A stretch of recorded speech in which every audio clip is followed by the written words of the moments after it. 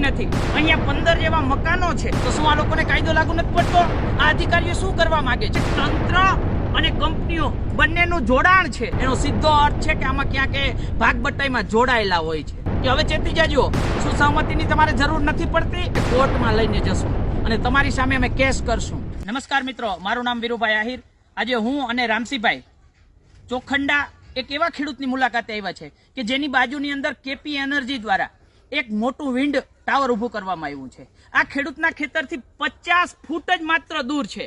આ ખેડૂતની સહમતિ લીધી નથી। અહીંયા 15 જેવા મકાનો છે, આ મકાનો પણ 100 મીટરથી અંદર છે, અમુક મકાન તો ખાલી 70 મીટર દૂર છે, તો એક પણ લોકોની આ લોકોએ સહમતિ લીધી નથી।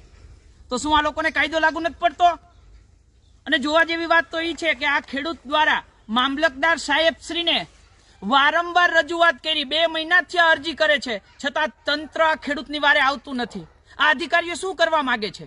આ લોકોની જ્યાં સુધી બ્લેડ જતી હોય ત્યાં સુધી આજુબાજુમાં જે પણ ખેતરો હોય એમની સહમતિ લેવી પડતી હોય છે, તો આ સહમતિ વગર ઊભું કેમ થઈ ગયું એ મોટો સવાલ છે। મને લાગે છે તંત્ર અને કંપનીઓ બંનેનું જોડાણ છે, ત્યારે જ આવું થઈ શકે, નહીતર ન થઈ શકે। અને આ ખેડૂતે લેખિતમાં મામલતદાર સાહેબશ્રીને અરજી આપી છે। મેં કાલે ફોન કરીને પણ કીધું છે સર્કલ સાહેબને, પણ આ લોકોએ કોઈ પણ જાતનો જવાબ આ ખેડૂતને આપ્યો નથી। એનો સીધો અર્થ છે કે આમાં ક્યાંક ભાગબટ્ટાઈમાં જોડાયેલા હોય છે।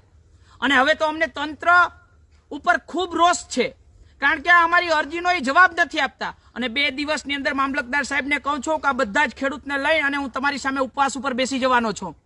શું આવું ચાલે? આ લોકોની નજીકમાં થાંભલો ઊભો કરી દે અને એમની સહમતિ ન લે? અને બીજી વાત રહી, કંપની વાળાઓને કહું છું કે હવે ચેતી જાજો, અત્યાર સુધી તમે તમારી મનમાની ચલાવી, શું સહમતિની તમારે જરૂર નથી પડતી?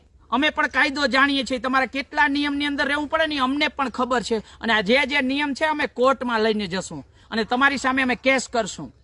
જોઈએ છીએ હવે શું થાય। આ ખેડૂતોને ન્યાય અપાવવો એ જ અમારી ફરજ છે। શું એવું તમને લાગે છે ખેડૂતોને કઈ ખબર નથી પડતી?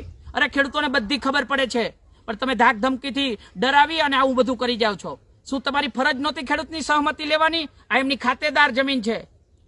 અધિકારી મિત્રોને પણ કહું છું કે ખાલી 60 ફૂટ છેટા આ ખેડૂતનું ખાતેદાર ખેતર છે, તો શું સહમતિની જરૂર નથી પડતી? પડે છે, પણ ક્યાંક ને ક્યાંક મિલ્લી ભગત છે। એટલે અધિકારીઓને કહું છું કે ચેતી જજો, તમે નિયમમાં રહ્યો અને કંપનીને પણ નિયમમાં રખાવો અને ખેડૂતોની વારે આવો। આ 2 મહિનાથી અરજી થઈ છે, તમે શું કરો છો?